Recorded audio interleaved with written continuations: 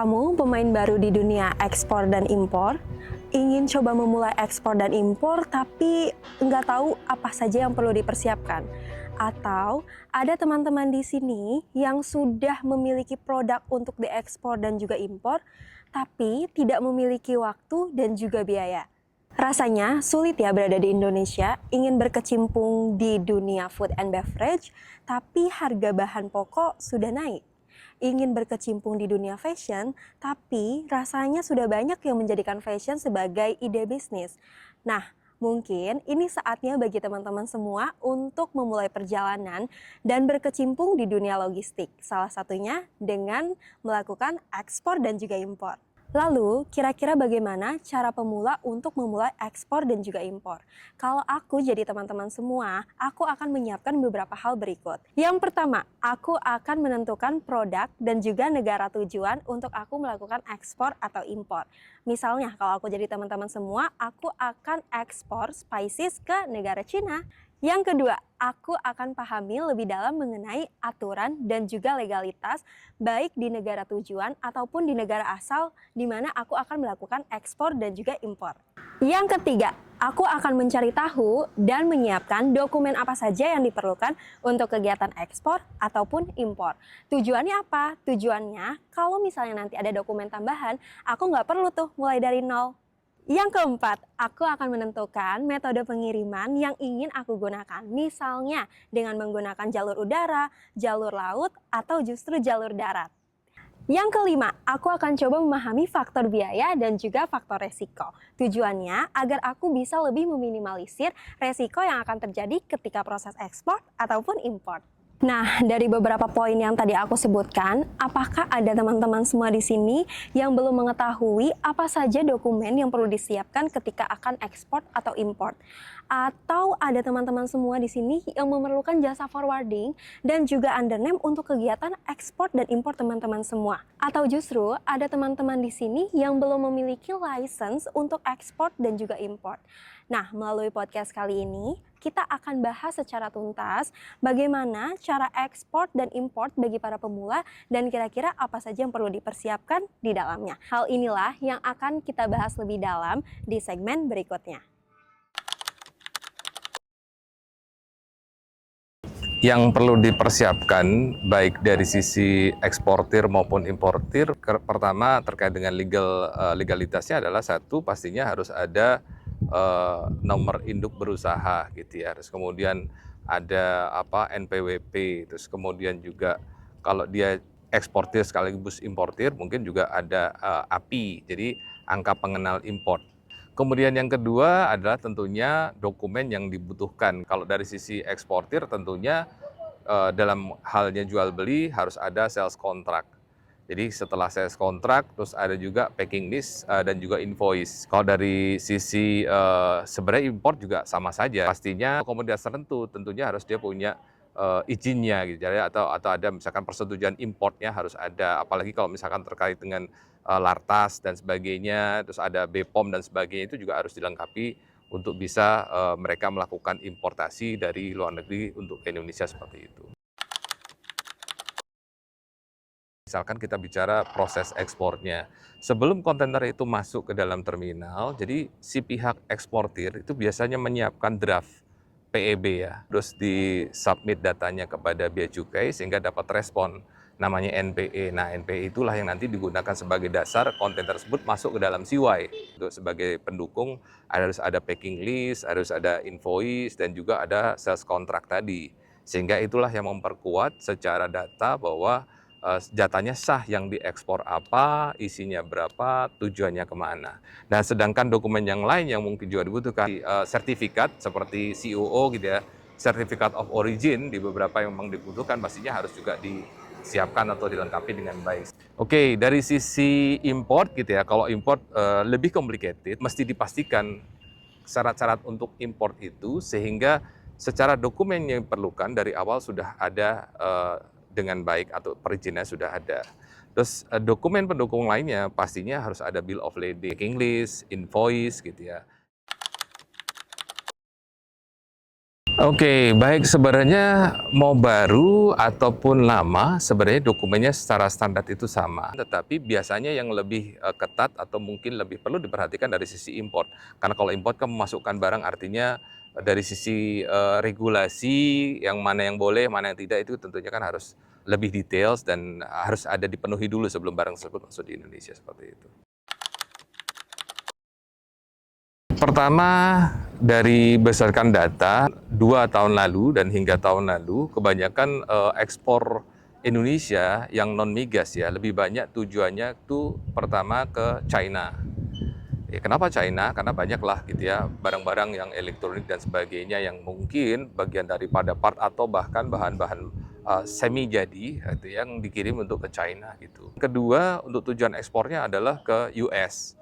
Karena barang-barang branded ya, misalkan seperti alas kaki, elektronik dan sebagainya itu banyak tujuan-tujuannya untuk ke US karena beberapa pabrik yang skalanya cukup besar gitu di Indonesia gitu rata-rata tujuan mereka adalah ke US gitu ya. Nah, yang ketiga adalah untuk negara tujuan adalah ke Jepang. Kenapa Jepang? Karena di lokasi kita gitu ya, terutama wilayah timur kita sebutnya, itu banyak industri otomotif baik yang sudah jadi maupun part-partnya itu sebagian besar juga banyak yang dikirim ke negara Jepang. Oke, baik, kalau untuk import sebenarnya ekspor dan impor itu dominasinya masih ke Cina.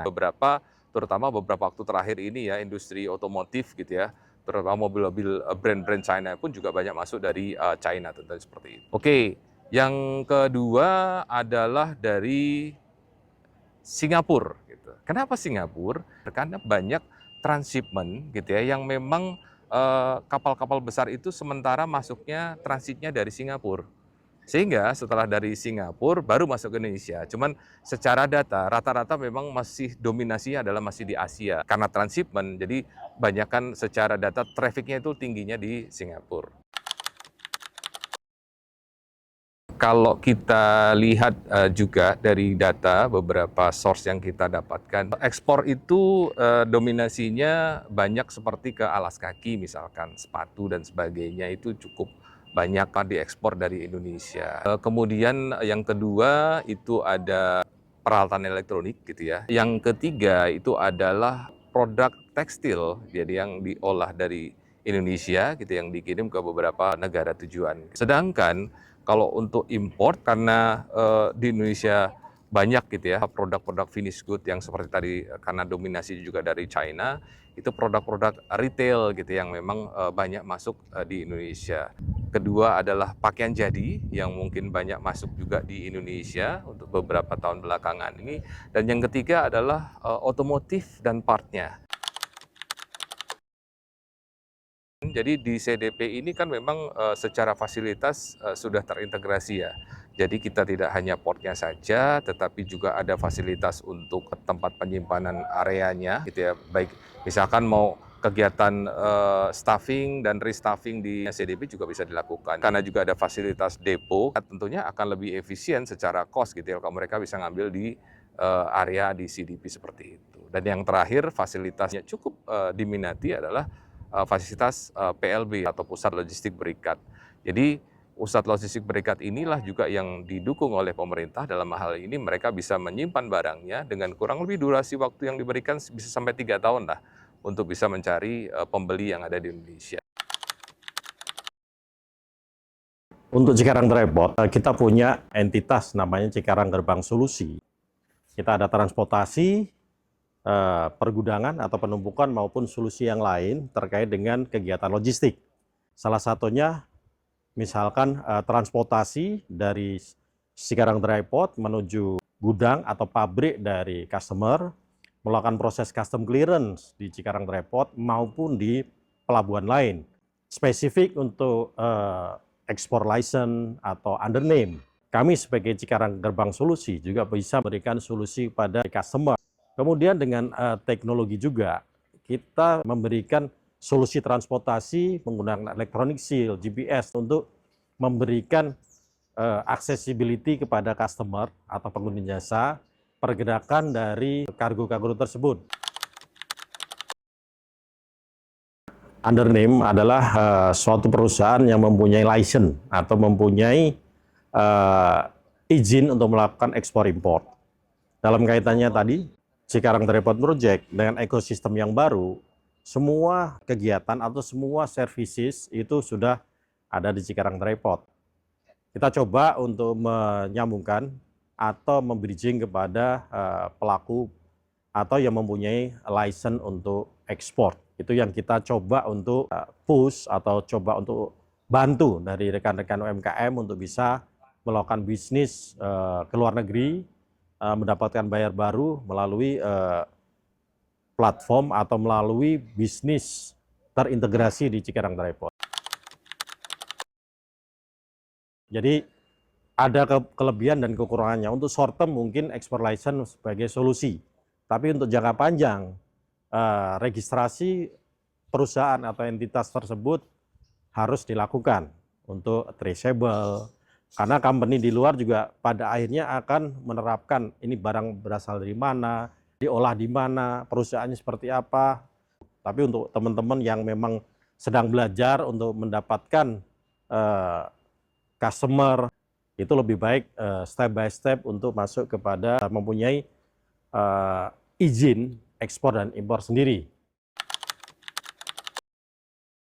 Jadi siapa saja yang terkait dalam hal ini, kegiatan ekspor dan impor sih kurang lebih sama, tapi mungkin ada sedikit perbedaan nanti ya saya sebutkan. Jadi kalaupun ekspor, kegiatannya tuh pastinya harus ada eksportirnya gitu ya. Eksportirnya siapa dan nanti importirnya di negara tujuan siapa misalkan. Terus kemudian kalau kedua pastinya yang terkait dalam arti ini sebagai support adalah bisa freight forwarding atau mungkin EMKL yang mengurus secara proses ekspornya. Terus kemudian yang ketiga adalah pemerintah dalam hal ini adalah bea dan cukai dan juga karantina jika memang ada komoditas yang tersangkut atau terkait dengan karantina. Terus kemudian pihak lain artinya dari kementerian terkait barangkali jika ada izin-izin khusus yang memang ada barang komoditas tertentu yang mana harus mendapatkan izin dari kementerian terkait, ya mereka harus hadir di situ. Berikutnya adalah pihak daripada transporter dalam arti diwakili oleh pihak forwarding tadi yang menyiapkan gitu ya, fasilitasnya mulai dari prosesnya bahkan clearance-nya dan juga transportasi. Terus yang terakhir tentunya adalah pihak asuransi yang memastikan bahwasanya barang yang dikirim sudah ada asuransi barangnya gitu ya. Kalau memang kategori barang tersebut adalah yang nilainya cukup tinggi gitu ya, jadi sehingga perlu diasuransikan seperti itu. Ada lagi misalkan BPOM, jadi pihak terkait lagi misalkan surveyornya, misalkan ada misalkan SNI-nya, jadi supaya apa yang dibutuhkan pada saat clearance itu bisa dilengkapi dan bisa di-provide pada saat pengeluaran barang seperti itu. Jadi itu adalah satu sistem mitigasi resiko yang dilakukan oleh pihak bea dan cukai dalam hal ini dalam rangka mengantisipasi. Contoh, jadi kalau ada importir baru gitu ya, di profiling, jadi akan dilihat secara kepatuhannya dulu, mengurangi apabila ada ditemukan barang-barang yang sekiranya tidak sesuai dengan apa yang disampaikan kepada pihak bea dan cukai. Nah, begitupun juga kalau jalur merah untuk ekspor gitu ya, untuk memastikan secara barang atau komoditas tersebut tidak ada larangan dari pemerintah untuk diekspor ke negara tujuan seperti itu. Oke, jadi bagi ekspor dan impor yang perdana, bisa tidak, bisa iya. Jadi artinya tidak selalu terjadi jalur merah, tapi kemungkinan besarnya akan masuk jalur merah karena tadi secara prinsip akan mitigasi resiko lah gitu dari sisi pemerintah dalam rangka memastikan keamanan barang yang diimpor atau diekspor itu tidak melanggar ketentuan yang diatur oleh pemerintah Indonesia seperti itu. Ya, nah ini jadi concern dari pihak mungkin karantina, terutama barang-barang yang ada potensi resiko gitu ya terhadap penyakit misalkan. Ya, penyakit itu bisa kepada manusia, bisa kepada hewan, atau bisa pada tumbuhan dan ekosistem. Contoh, kita impor sapi atau mungkin impor kerbau gitu ya. Apakah ada penyakit, potensi penyakit menular di dalam hewan tersebut? Jadi itulah yang akan diperiksa oleh pihak karantina untuk memastikan secara quality produk tersebut tidak berpotensi membahayakan manusia atau mungkin yang lainnya seperti itu. Peran forwarding dalam hal ini adalah membantu tugas yang dilakukan oleh pihak eksportir maupun importir dalam mengatur proses persiapan apa yang mesti dilengkapi, apa yang harus dilakukan, baik dari sisi internal untuk persiapannya maupun eksternal dalam hal ini dengan pihak bea dan cukai dan mungkin karantina jika memang ada terkait dengan karantina. Jadi kalau menurut kami artinya ya sangat penting untuk bagi pelaku usaha terutama misalkan bugat yang memang pengen dapatkan kemudahan dalam monitoring, kemudian mungkin juga akses kontrol dan sebagainya sehingga mereka juga lebih bisa mengurangi beberapa risiko yang mungkin mereka belum pikirkan sebelumnya. Keuntungannya sebenarnya banyak ya, karena forwarder tadi sebenarnya sebagai tower control gitu ya, yang memastikan semua proses dari awal jika memang dia di-appoint untuk mengatur itu semuanya, artinya mulai dari proses kita bicara ekspor ya, ya tentunya mulai dari persiapan sampai proses loading dan bahkan sampai masuk ke CY, booking juga kapal dilakukan oleh forwarding dan juga sampai ke negara tujuan. Dan ini pun servis yang diberikan oleh forwarding biasanya mereka melakukan koordinasi gitu ya dengan pihak terkait tadi baik dari sisi barang terhadap dokumen dan juga kepada mungkin ke negara tujuannya sehingga memastikan barang tersebut juga bisa terkirim sesuai dengan planning negara tersebut seperti itu. Begitupun juga dengan import. Artinya kalau import pun juga biasanya kan sebagai forwarding yang mungkin skalanya sudah internasional, mereka sudah punya network. Jadi ketika mau import barang, mereka tinggal komunikasi kepada agent mereka atau mungkin link atau network mereka yang di luar negeri sehingga untuk mengatur mulai dari gudang, masukkan kontainer, monitoring sampai mereka koordinasi dengan pihak shipping line, bahkan sampai mereka melakukan pembayaran pun mereka juga biasa ditalangi oleh pihak forwarding. Jadi sebenarnya fungsi forwarding tadi sangat lengkap gitu ya. Kalau boleh dibilang itu komprehensif. Mereka bisa atur sampai kargo termuat di atas kapal.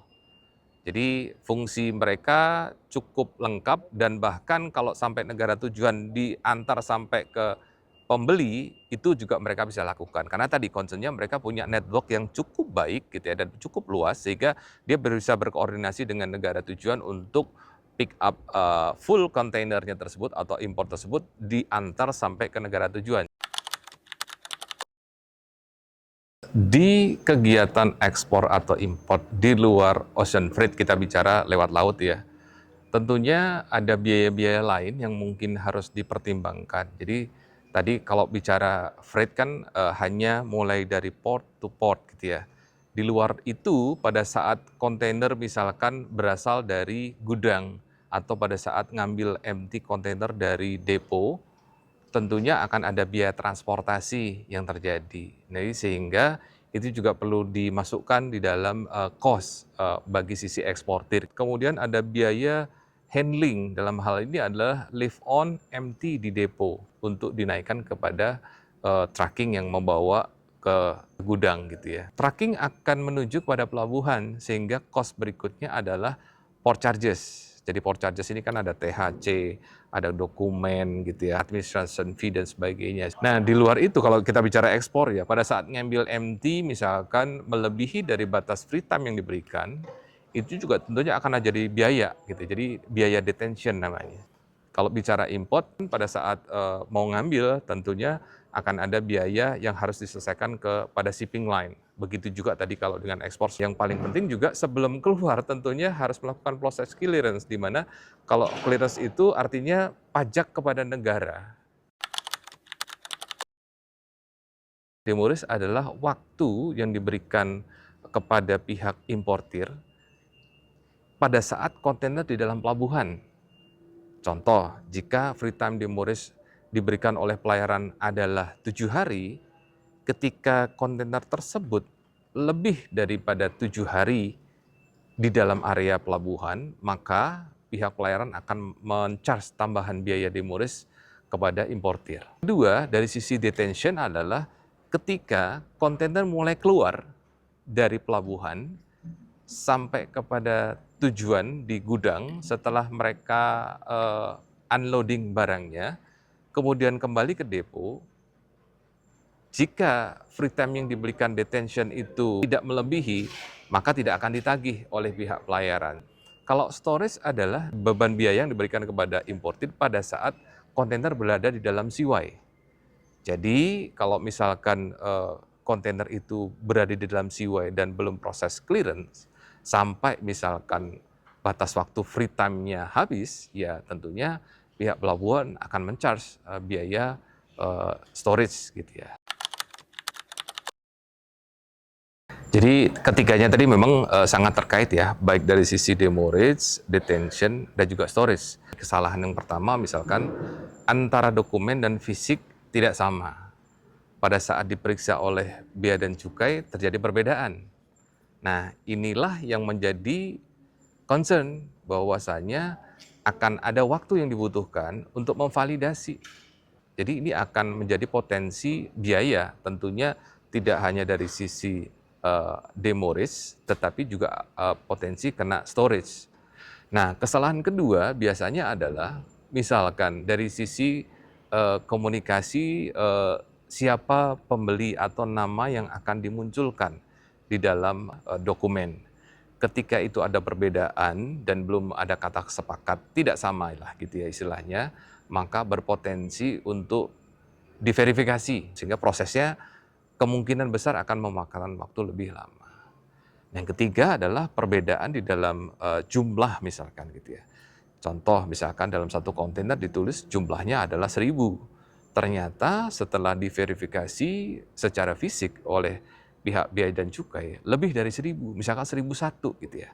Nah ini pun akan berpotensi menjadi peringatan lah gitu ya bagi pihak importir bahwa terjadi pelanggaran secara jumlah. Dan pastinya itu akan berpotensi terkena tambahan biaya. Oke, yang keempat terkait juga dengan HS number. Apakah HS number tersebut yang ditulis itu sesuai dengan barang yang memang mereka import gitu. Nah, ini pelabuhan darat adalah salah satu inovasi baru lah di Indonesia khususnya gitu ya. Secara prosesnya terintegrasi, tidak hanya pelabuhannya saja, tetapi fasilitas-fasilitas pendukung lainnya.